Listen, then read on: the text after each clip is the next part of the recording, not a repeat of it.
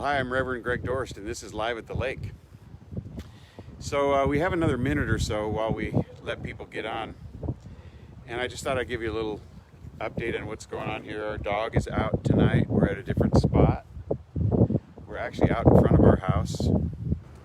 And we wanted to just get Harley involved because he was getting a little bit upset that we hadn't used him as our IT guy. But he's not hearing very well and he's not seeing very well, and we can't take him very far from our house to the other side of the lake, so we thought we'd do it here and just have him with us. So he'll be wandering around a little bit, and he and the geese are really good friends. I got 4 geese and 2 ducks right within just 20 feet of me, and there are 2 white domestic geese. One is named Grandpa. We've named him Grandpa because he likes to be a grandpa to any new goslings that hatch around here. And then he has a new, I guess we call her a fiance, right? Yep, Honey. Yeah, and her name's Honey. We named her Honey. And they're the 2 white domestic geese. And then we have 2 Canada geese right over here. We used to think they were Canadian geese, but we looked them up and did a lot of research and found that they're actually called Canada geese. So, and the Canada geese all look alike. It's really, really hard to tell them apart. So they have become friends with our domestic geese, and we've got like a little foursome. So they have dinner together over here. And then we have 2 ducks, and these ducks are little mallard ducks, and they're really the sweetest little things. They're so smart. They follow these geese around and they eat whatever the geese don't. They're really quick about it. So yeah, it's a little windy out here, and that's okay. I hope the sound is coming in all right. But it's an interesting night tonight. Tonight's going to be a really interesting talk, I think, because there are some things that I'm kind of passionate about, and we're going to talk about some of those things. Certainly I'm passionate about the way we look at the world and our way of being in the world, and I'm passionate about kindness and caring, and I'm passionate about being empathetic and compassionate and loving, and so I talk about those things a lot. But there are some things that are behind all of that that have to do with these types of stories we tell each other, the types of stories we tell ourselves that have a tendency to infect, if you will, the way we look at things, our interpretation, our perspective. So this is called Open at the Top. So I hope we have quite a few people on now. It's Open at the Top, and what we do is we put our hands up over our head and we become willing to receive whatever goodness comes from whatever direction. But this indicates our willingness. So we're open at the top to receive all the goodness we can. We're a super large container for good. And so good is attracted to us. We know that, we recognize it, we claim that, and so here we are. All right, I've been told the sound is great by my magnificent producer, Jackie, and we were concerned about that because of the wind blowing. So yeah, this is Open at the Top, but we're also live at the lake, and we love being outside. We are losing light in the evenings now, so we're going to see how this goes tonight, maybe next week, and who knows, we might have to take it back inside. I'd rather not do that, but it's quite possible we might have to. So tonight, I want to talk about a couple of things that are pressing on my mind. The first thing is that we lost a magnificent woman today, and her name was Teresa Day. And did she pass on Sunday? On Sunday, and we just found out about it today. I'm sorry if you already know this, but I didn't find out until today. And oftentimes I find these things out right when they happen, but for some reason this didn't happen. So she was a practitioner with our center, and she lived in the Sacramento area, and we just are going to miss her. She was a beautiful spirit. She had a wonderful smile. Her dream was to become a practitioner, and she made that happen.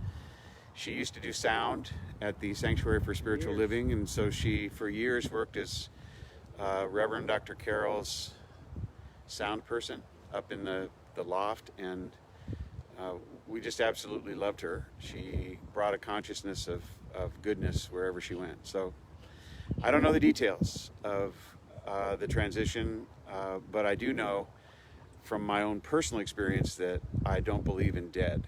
You see, I mean, I believe in various forms of life, and if she's no longer here, that doesn't mean she's dead.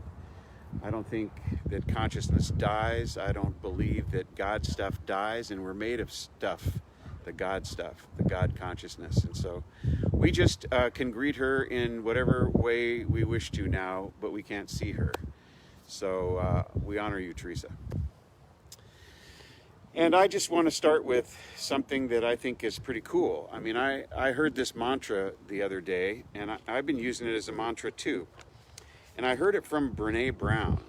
And Brene Brown is an interesting character because she has a lot of wisdom, I think, but she's quick to say that she has a lot of flaws, and I kind of like that too. She talks about her flaws a lot, but she has this idea that she kind of comes off as trying to be right all the time, so she uses a mantra to try and counteract that. And this is her mantra: I am here to get it right. I'm not here to be right. So she says it over and over again. I am here to get it right. I'm not here to be right. I am here to get it right. I'm not here to be right. And I really like that because, first of all, I'm a big open to the top kind of guy, which means that I'm always open to something new. But secondly, I kind of like the idea that getting it right is our goal as opposed to being right, because I'm oftentimes wrong. Sometimes I'll finish a sentence with the words, but I could be wrong. And I know that's true. I could be wrong. But I really, really believe that my purpose here is to work to get it right. And so that might mean changing my mind. It might mean coming up with a new idea. It might mean looking at the world in a different way. It might mean changing my perspective. It could mean that I need more knowledge. Could mean that I need more wisdom. So I want to let you know we've been joined by a rabbit. So and I see all these guys. I hope they make it around to the back over here where the camera can see it. Oh, and it's on you can see the moon on the screen. So there's a little dot on the screen right there, and that's the moon. So there's a lot of nature here, you guys. So I love this idea that we're here to get it right and not to be right. And any true leader, I think, understands that. I believe that we know people in this lifetime who maybe our teachers, maybe our leaders, maybe our family members, who believe that their role is to get it right at literally all cost, which means that sometimes the facts have to be changed or alternative facts have to be developed so that they are right. And that seems to be happening more and more and more today. You have people who have opinions on everything. One of my spiritual practices today is to try and withhold opinions on things and to be open to whatever the truth of the circumstance is. So I don't usually comment on things that I don't know very much about. But we find that is not what happens throughout this world, throughout this society today. Everybody's got an opinion on everything, whether they know anything about it or not. So I think that this right thing is a very interesting idea. So I have some quotes on being right that I really kind of like that I pulled, and I also made one up myself. So I like to quote myself. So here's a good one here. This is by author Stephen Levine. Our addiction to always being right is a great block to truth. It keeps us from the kind of openness that comes from confidence in our own natural wisdom. So, and I think that we do know people and circumstances today where people have this addiction to being right. They absolutely believe that somebody might hold it over them if they decided to change their mind about something, or said, I think I was wrong about that somebody would stick a little finger in their side and tell them, you're wrong about things, and use that as an example. Personally, I kind of like being right, and you're going to hear that when I get to my quote. So confidence comes not from always being right, but from not fearing to be wrong. I like that. And you know confident people when you see them, when you hear them. That's by a guy named Peter McIntyre, who's also an author. So this is by a fictional character, and I love fictional characters. People find it far easier to forgive others for being wrong than being right. And that's Dumbledore. And so people find it far easier to forgive others for being wrong than being right. Yeah, sometimes that being right thing, it feels like a gut punch, And so we have to be careful about what it is that we really want to accomplish. So here's an Unknown quote. This is written by Unknown. Whatever is good for your soul, do that. And I like that. Whatever is good for your soul, do that. But this one is probably the most pointed, and this is by a guy by the name of Greg Dorst, who is at this point in time at his 4.0 stage, meaning, he used to be a lawyer, and then he was an addiction specialist, and then took that along with some other ideas to become a CEO of nonprofits, and then moved into the ministry. So this is 4.0, and this is Greg 4.0 that wrote this. I think that what I believe is right, but I could be wrong. So I'm always open for that. So Alfred Tennyson says, knowledge comes, but wisdom lingers. And I think that you're going to get that idea of wisdom from some of the things that we're going to talk about tonight. So here's what happens when we take a look at circumstances and believe that we are right around what it is we think they are. Here's my first example. So today I went out and worked out as I normally do. And, I can't go to the gym, and you can't go to places where people congregate. So I get on my little beach cruiser bicycle in the morning, and I ride to a little spot down on a street about 3/4 of a mile from here, maybe a mile, and there's a bench, and I'm usually pretty much alone in this particular area. There's a bench that I used to work out on, and I'll do push-ups on the bench, and I'll do things to help me, get my triceps in shape, and a couple of other things. But this bench works out really well. So every day I've been going there, I have seen this guy who walks along one side of the street down this probably a half-mile long street, and then he crosses the street and he goes all the way down the other side and comes back and does this as a loop. So every time he comes by, he absolutely ignores me. And he's been doing this for a couple of weeks now. He ignores me. I try and get his attention, he ignores me. And so I developed this story in my mind. We're always telling ourselves a story. I developed this story in my mind that he was really probably not a very approachable person. Maybe because he doesn't acknowledge me. Maybe he's an angry person. Maybe he took a look at me and thought that there was something wrong with me and didn't want to engage. Maybe, he was depressed or some problems going on in his life. Some sort of story that included his inability to be emotionally available for me. Don't you know it's always about us, right? But I have created this story that here's a person I don't even know who is emotionally unavailable for me. And I would like to, apparently engage with somebody who's in, my sphere, and has been for the last couple of weeks, So today I was there, and I'm thinking to myself, this guy really is unfriendly, and I thought, I'm just going to step into this. I've been thinking about doing this talk on being wrong and being okay with being wrong, and what really is the value of being right all the time. And I decided just to step into it to see whether or not I was right or wrong. And so I got a little closer to him, and I got up and I waved, and I said, looks like you've been really making some progress.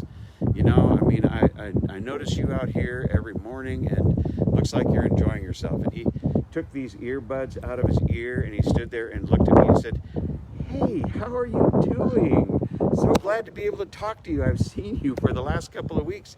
It's really good to be out here with you." And I thought, man, oh man, did I have that one wrong?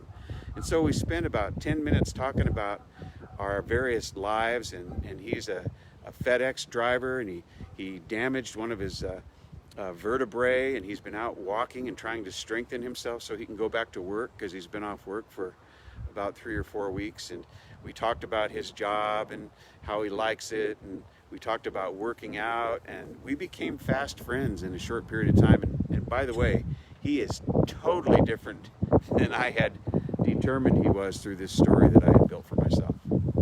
You know, so we tell ourselves these stories without even having any facts, and create a circumstance, and then somehow we have this ego-driven idea that we're right about him.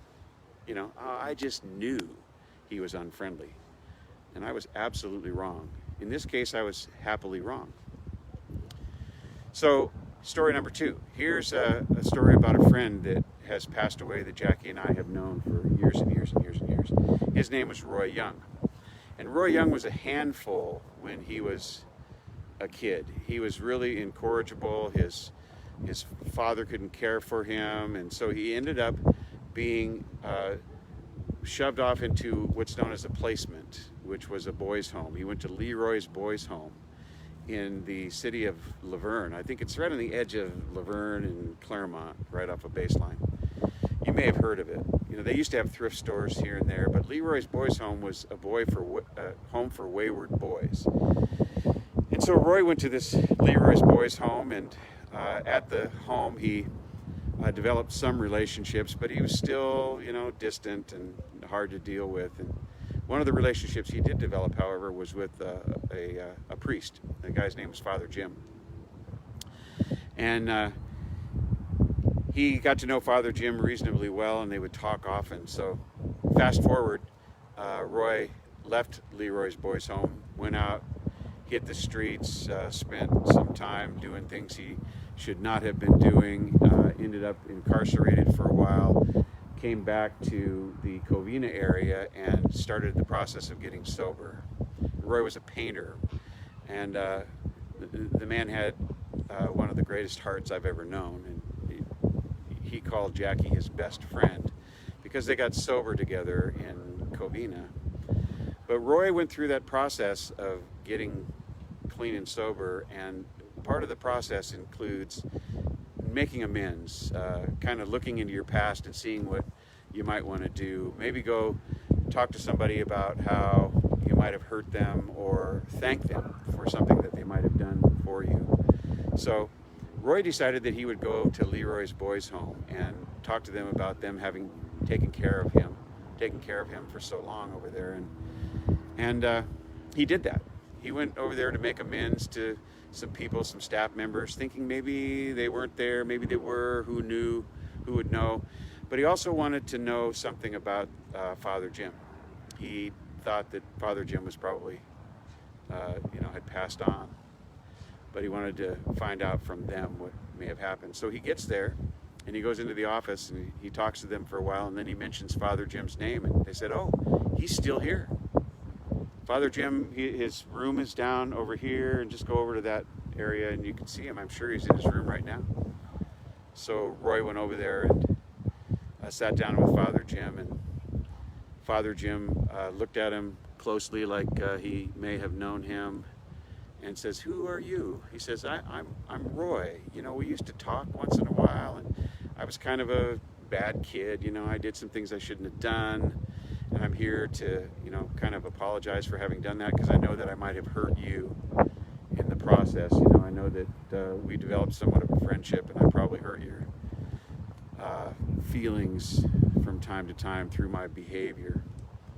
And Father Jim said, no, Roy, I remember you. And quite to the contrary, he said, I really felt something for you. I put you on my prayer list and prayed for you every single night. I can never forget you. And Roy said, "What? Are you kidding? You you put me on a prayer list and prayed for me? He said, yes, this is like the best thing that could ever happen for you to come here and let me know that my prayers have actually come true. He said, look, look. And he pulled out his old Bible and he opened up his Bible and there was a list of names and there was Roy's name right there. He said, I go through this prayer list every single day and I was praying for you every day. And tears came to Father Jim's eyes and they hugged and had an amazing time. And it wasn't that much longer after that Father Jim passed away. But you know, we got this story from Roy, and Roy was in tears telling it. You know, he had no idea that this man would remember him. He had no idea that, you know, he had an impact on his life in any way, shape, or form. And he had no idea that it would be such a benefit for him to go see Father Jim. I mean, he created this story in his mind that he was kind of like the prodigal son, the one that, you know, does all the bad things, leaves and comes back and feels that he may not be worthy. But it turned out to be completely different. And so, you know, there's a story that he created in his mind. And the story that he created in his mind was that he probably wouldn't be welcome there and wouldn't be welcomed home. This is where it's so much like the story of the prodigal son. You know, I mean, I just love Father Jim because it's the father of the prodigal son that welcomed him back, and Jim acted just like that father. But you know, there are always different stories being told by different characters in these, in these particular instances. And you know, with the parable of the prodigal son, there are three different perspectives in that one. You know, there's the perspective of the son who had left and thinks that he's not good enough to even be a servant for the father when he comes home. And that's completely different from the father's perspective, which is, you are always my son, and everything I have is yours. See, he didn't know his father was going to have that perspective, but that was the father's perspective. And then his older brother's perspective was that he always did everything right, and the father never even gave him a goat for a party with his friends. You know, I mean, this one story has three different perspectives. Three people are telling this story in different ways. And you know, I find that that's true in the world. You know, we're always telling the story differently than somebody else. So if I have a story that I'm telling about a circumstance with my magnificent wife, Jackie, and she was right there, she has a story, and I know that that story is going to be a little bit different than mine. I mean, I know that because I've been, you know, around for a while, and I've seen these things. And when I practiced law, I realized that every witness has a different story. No matter what it is that had happened, they see it a little bit differently. And so I recognize that the idea of being right with the story that you're telling about something going on in the world, in your life, in our lives, is just crazy. I mean, you got to give up on that, because your story is one of thousands, hundreds of thousands, maybe one of millions, depending upon how many people are engaged in this storytelling. So we have a little storytelling going on that we're going to see unfold here. You know, the NBA, Jackie and I are NBA fans. We absolutely love what they do. We love their social consciousness. We love the way they've come together to support social justice issues. And they've decided that they're going to take a little bit of a break to kind of get through what's been going on in Wisconsin. And, you know, we're going to hear this story told on social media in 100 different ways. There are going to be people telling their side of the story, how this is wrong and nobody should have done this and nobody should have done that. And it's just going to be an amazing array of people talking about things as if they are 100% right, without regard for the idea that everybody has a story around this. Everybody has an issue that they want to tell themselves. And so this is going to be very, very interesting. So, yeah, the idea that we are always right is an idea that is going to keep us in everlasting ignorance, by the way. That's one way to keep yourself in everlasting ignorance is contempt prior to investigation. That's a Herbert Spencer quote. And I really love that quote. You know, there's one principle that will forever keep a person in everlasting ignorance, and that is contempt prior to investigation. And the same sort of idea is that you're right and everybody else is wrong. So I have been doing a lot of study lately, and you know, when I read philosophers, when I read different spiritual ideology, different writers, as a religious science minister, of course, I was raised in the Science of Mind textbook that was written by Ernest Holmes. But there are all sorts of new thought writers, all sorts of new thought philosophers who have a little bit of a different idea, and I just love it. I love looking at it, and I can see truth in everything. You know, I've been looking a lot at Charles and Myrtle Fillmore, and they were the two that started the Unity Church, and they're really terrific metaphysicians, and they do a lot of work with the Bible. They really enjoy the Bible, the Christ consciousness, and the Jesus story. And that's really one that is close to my heart. I absolutely love the Jesus story. I love what it brings to this adventure of the human condition. You know, we're asked to do some amazing things by Jesus in the New Testament. And sounds simple, but difficult. Love God, you know, we should always do that, but sometimes we have a tough time defining what God is. And love everyone else. We love everyone else. But you see, in New Thought, in the Unity tradition, and in the tradition of the Science of Mind textbook and religious science, we know that God expresses itself in innumerable ways, and we are but an expression of God, made out of God's stuff. You know, and God loves by simply making things out of itself. And so we are that which God is. We have to be. Everything you see, everything you feel, everything you know is God stuff. And so you can feel the spirituality around that. You can feel the love. You can feel the presence of God, which is love. And you recognize and know that God is always with you. You're always aligned with Spirit, always aligned with God, because you are God. No way to separate you from it. You're not a lost sheep. You are right there. So always know that you're found in consciousness.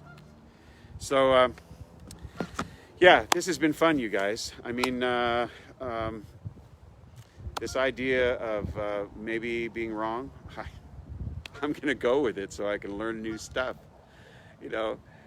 And I sure love having you guys here. So let's pray real quickly, okay? Let's keep in the back of our mind. Let's keep Teresa Day and her family and friends and the Sanctuary for Spiritual Living practitioners and congregants in our hearts, because we will be the ones to miss her first. The world will miss her consciousness, but we will miss her presence too. So here's what I know. What I know is we are unified with this singular source that we call God, Spirit, universal intelligence, whatever you want to call it. It operates the universe. The body of God is the universe and beyond.